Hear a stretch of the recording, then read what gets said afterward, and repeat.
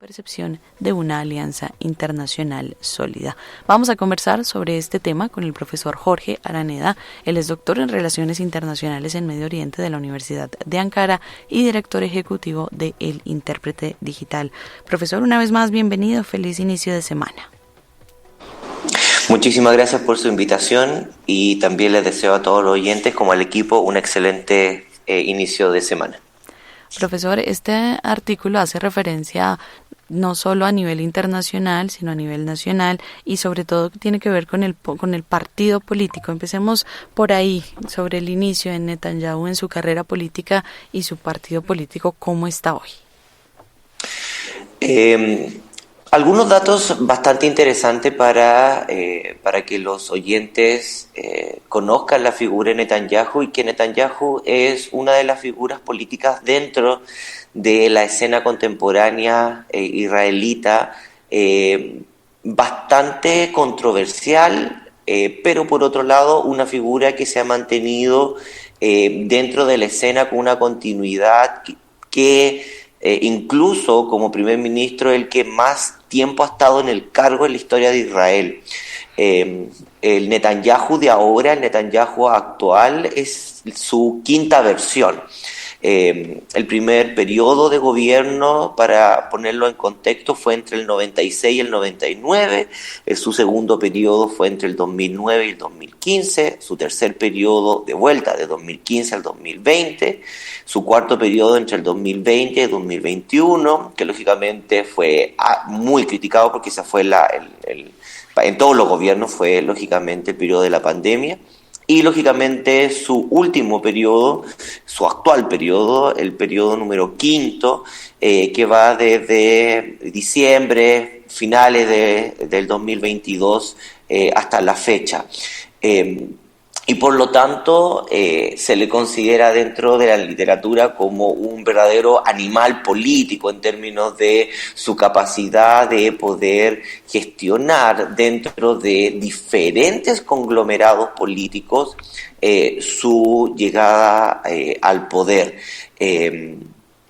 Particularmente sobre lo que ha sido su evolución desde una línea de un centro o una centro derecha política israelita más clásica en su primer periodo, lógicamente del 96, un Netanyahu que lo apoyaba desde el Likud hasta otros partidos más progresistas, hasta la última versión de Netanyahu de hoy en día, que solamente se mantiene el poder gracias a una estrecha vinculación con partidos de extrema derecha, pero siempre bajo, yo creo, sus tres grandes políticas que lo ha caracterizado en las últimas 2 décadas, que tiene que ver con una fuerte presencia en términos securitarios, que ha sido su tónica particular,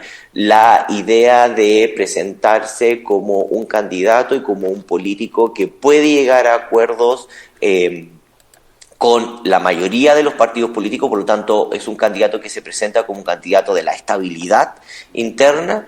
Y por otra parte, y quizás su característica más esencial dentro de lo que tiene que ver con la política interna israelita, lo que tiene que ver con un apoyo restricto a lo que tiene que ver con los asentamientos en Cisjordania y en otras partes del Estado de Israel, y lógicamente la idea de que los asentamientos y la puesta en marcha de un plan político no solamente en términos poblacionales, sino en términos también carcelarios, es la única forma de poder gestionar lo que para ellos, desde su interna, es la cuestión palestina, la cuestión demográfica palestina y lo que tiene que ver con su integración real y concreta, lo que se llama la normalización o el proceso de normalización con los países de la región. Profesor, en medio de este análisis que hace el periódico El País, hablan de una crisis de gobernabilidad a la que se enfrenta todo Israel. Desde su percepción, ¿existe o no existe? E históricamente, ¿cuántas veces ha estado presente en todos estos periodos de Netanyahu? Particularmente la reflexión que hace el periódico, y que también lo hace como réplica el periódico El País, que es una réplica de un artículo un poco más extenso que lo hace Haaretz, publicado una semana atrás en Israel. Lo que se plantea la reflexión, que es una reflexión muy correcta, es dos líneas de análisis. La primera línea de análisis es lo que tiene que ver con lo que Sonia muy bien particularmente destacaba, lo que tiene que ver con la popularidad, pero una popularidad que se basa particularmente en dos grandes momentos. Primero, lo que tiene que ver con que Netanyahu se presenta como el líder y el salvador de lo que tiene que ver con esta guerra fría o guerra constante contra Irán, y particularmente contra lo que tiene que ver con los aliados de Irán, por una parte. Por otra parte, lo que tiene que ver con el conflicto en Gaza, pero en general con el conflicto palestino, y cómo generar una seguridad interna sobre ese tema.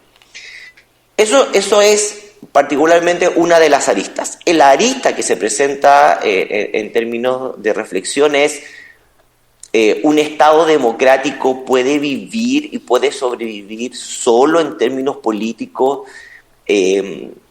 si su único tema de aglutinamiento, su único tema que genera una demanda política son guerras externas y una guerra interna que hoy en día es calificada como un estado de apartheid y por otro lado como un genocidio dentro de la zona de Gaza. ¿Es eso lo que legítimamente se puede considerar como las banderas para reclamar una democracia liberal? Ahí está una reflexión.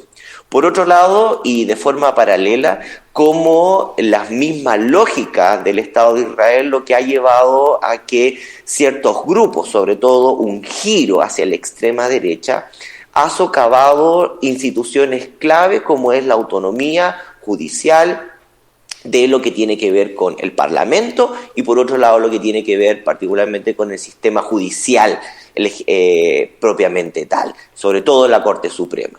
Por lo tanto, ¿a qué camino se está enfrentando? Hoy en día todos y cada uno de los analistas lamentablemente ya no considera a Israel como una democracia liberal, sino como una democracia iliberal.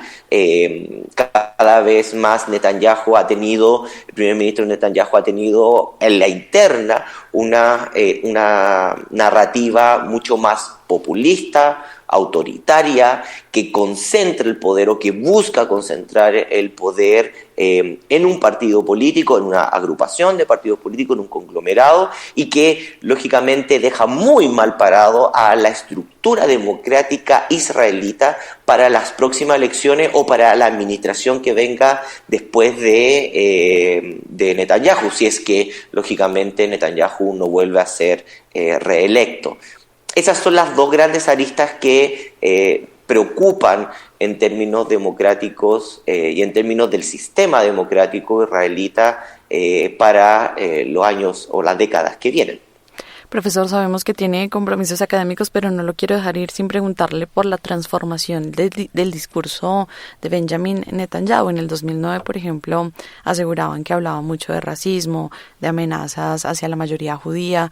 ¿Cómo está hoy? Y más teniendo en cuenta que hay personajes como Ben-Gvir, que pues son de la extrema derecha y que le piden aún un poco más de fuerza, pero también están las familias del otro lado de quienes han sido secuestrados y quienes aún no obtienen respuesta ni el regreso de sus familiares. Lamentablemente, y esto se ha conversado y yo lo he discutido en otras entrevistas, la supervivencia política de Netanyahu reside en mantener y consolidar una guerra abierta, particularmente sin un fin, sobre Gaza.